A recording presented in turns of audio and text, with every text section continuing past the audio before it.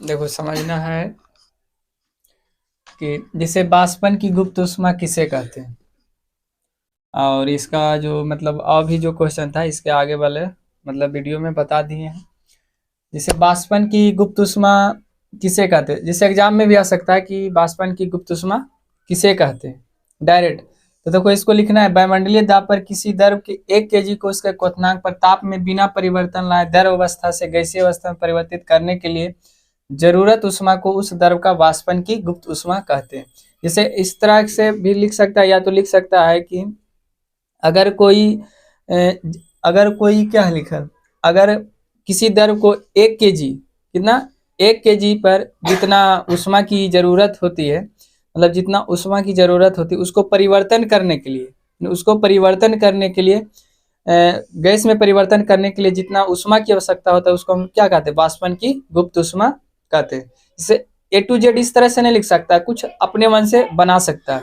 जैसे यहाँ पर लिखे ना, क्वथनांक ताप पर बिना परिवर्तन लाए, जैसे अगर कोई हम 1 kg को बिना परिवर्तन लाए अगर गैस में उसको बदल देते हैं तो उसको हम लोग क्या कहते हैं, वाष्पन की गुप्त ऊष्मा कहते हैं। या अगर ये पूरा बड़ा होता है तो पूरा बड़ा, देखो जल के वाष्पन की गुप्त ऊष्मा 22.59 गुना 10⁻5 जूल प्रति केजी होता है। जैसे एग्जाम में डायरेक्ट पूछ सकता है कि जल जल के वाष्पन की गुप्त ऊष्मा क्या होता है, या जल के वाष्पन की गुप्त ऊष्मा होती है, ऑप्शन में रहेगा ये भी, और इसके जगह कुछ 6 दे देगा, यहाँ 7 दे देगा, यहाँ 8 दे देगा। तो जो ऑप्शन रहेगा, जैसे अगर 5 वाला रहेगा तो 5 वाला मारेंगे, ठीक, 22.59 गुना 10⁻5 जूल प्रति केजी, समझा। फिर उसी तरह आगे है कि 1 kg जल को उसके क्वथनांक 100 डिग्री सेल्सियस पर वाष्प में परिवर्तन करने के लिए कितनी ऊष्मा की जरूरत होती है।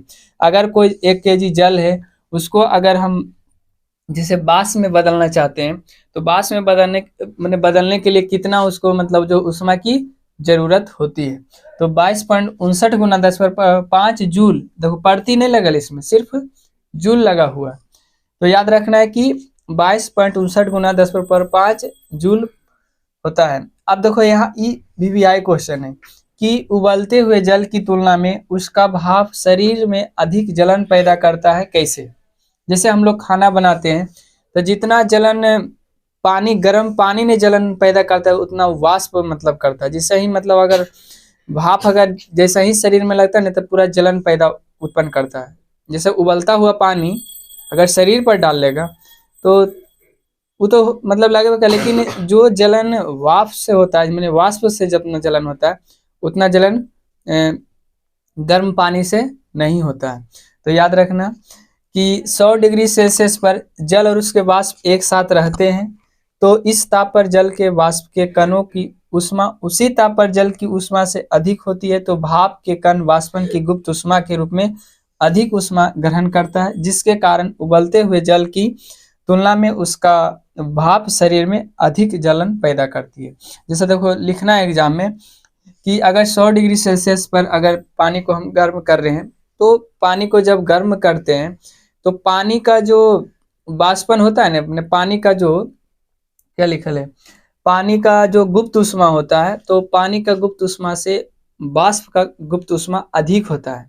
क्या होता है, मैंने गर्म पानी के गुप्त ऊष्मा से वाष्प का गुप्त ऊष्मा क्या होता है, अधिक होता है, जिसके कारण हम लोग पानी ना डालकर अगर वाष्प हम लोग के शरीर पर लगता है तो जलन पैदा उत्पन्न करता है। तो कुछ अपने मन से भी बना के लिख सकता है, समझा कि नहीं। जैसे लिख सकता है कि जब हम पानी को 100 डिग्री सेल्सियस पर गर्म करते हैं तो गर्म किया हुआ पानी का जो गुप्त ऊष्मा है भाप के माने गुप्त ऊष्मा से कम होता है। क्या होता है, कम होता है, जिसके कारण उबलता हुआ पानी से भाप अधिक शरीर में जलन पैदा करता है। समझा, कुछ मतलब अपने से बना के लिखना। अगर अपना भाषा में लिखेंगे तो आगे वाला चैप्टर से अपने ही भाषा में लिखे स्टार्ट कर देंगे, समझा। अब एक वीडियो और आएगा इसका। फिर जैसे संघनन किसे कहते हैं, जैसे संघनन के कारण ही वर्षा होता है, किसके कारण, संघनन के कारण ही बारिश होता है। जिसे याद रखना है वह प्रक्रिया जिसमें कोई पदार्थ गैसीय अवस्था से द्रव अवस्था में परिवर्तित होता है तो जिसे संघनन कहते हैं। जैसे बादल क्या है, गैस है, बादल क्या है, गैस है, जब वही पिघलता है तो बारिश होना स्टार्ट हो जाता है, समझा। तो याद रखना अगर क्या लिखा है, वह प्रक्रिया जिसमें कोई पदार्थ गैस से अगर द्रव में बदलना स्टार्ट कर देता है तो उसको क्या कहते हैं, संघनन कहते हैं, द्रवीकरण कहते हैं। इतना याद रखना है। फिर द्रव का जमना किसे कहते हैं, तो वह ताप जिस पर कोई पदार्थ द्रव अवस्था से ठोस अवस्था में परिवर्तन, द्रव का जमना माने बर्फ बनना। तो वह जिस ताप पर अगर कोई गैस द्रव में बदल, माने क्या लिखा है इसमें, कोई पदार्थ द्रव, अगर कोई पदार्थ जैसे वह ताप माने जिस ताप पर कोई द्रव अवस्था से ठोस अवस्था में बदल जाता है तो उसको क्या कहते हैं, द्रव का जमना कहते हैं या द्रव का हिमांक कहते हैं। जैसे एग्जाम में आ सकता है कि द्रव का हिमांक किसे कहते हैं या द्रव का जमना किसे कहते हैं, तो वही लिखना है, जिस ताप पर कोई द्रव अवस्था से ठोस अवस्था में बदल जाता। अपने मन से भी याद रखो, इन्हें की जो डिटो लिखाते हैं वही याद करना है, मैंने जो बोलते हैं ना ज्यादा मतलब सुन के और उसको याद रखो, समझा। मैंने जिस ताप पर कोई पदार्थ द्रव अवस्था से ठोस अवस्था में बदल जाता है तो उसको द्रव का हिमांक कहते हैं या द्रव, इस प्रक्रिया को द्रव का जमना कहते हैं।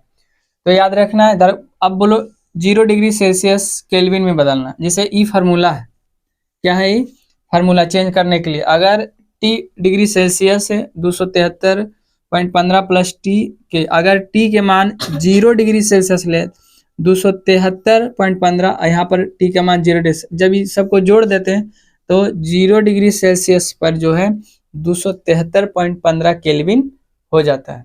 याद रखना है इसको। अब फिर उसी तरह अगर 100 डिग्री सेल्सियस है, अगर 273 में 100 डिग्री जोड़ देते हैं तो ये हो जाता है 373.15 केल्विन। बोलो समझा कि नहीं, एग्जाम में आ गया। जैसे एग्जाम में इस तरह से दे देगा कि 30 डिग्री सेल्सियस को केल्विन में बदलें, 30 डिग्री सेल्सियस को केल्विन में बदलें, तो यहाँ पर क्या लिखना है 30 डिग्री सेल्सियस, और यहाँ पर क्या टी के मान लिखेंगे 30 डिग्री, और जब ईडीओ के जोड़ देंगे तो 303.15 केल्विन। अब ई सबसे बड़ा है कि जब 575 केल्विन को सेल्सियस में बदले कहेगा तो ये थोड़ा ध्यान देने वाला है कि 575 लिखेंगे और 273.15 प्लस टी डिग्री सेल्सियस लिखेंगे। उसके बाद इसको क्या करेंगे, घटा देंगे और वही जो आता है उसको लिख देना है। बोलो कोई दिक्कत नहीं। नहीं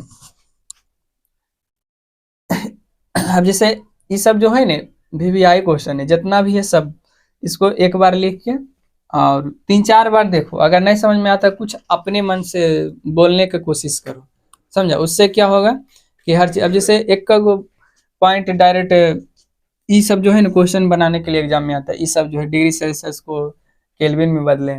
अब इसे डायरेक्ट पूछ देगा कि द्रव का हिमांक किसे कहते हैं, द्रव का जमना ना पूछ के द्रव का हिमांक भी पूछ सकता है, समझा कि नहीं, सब ध्यान देना।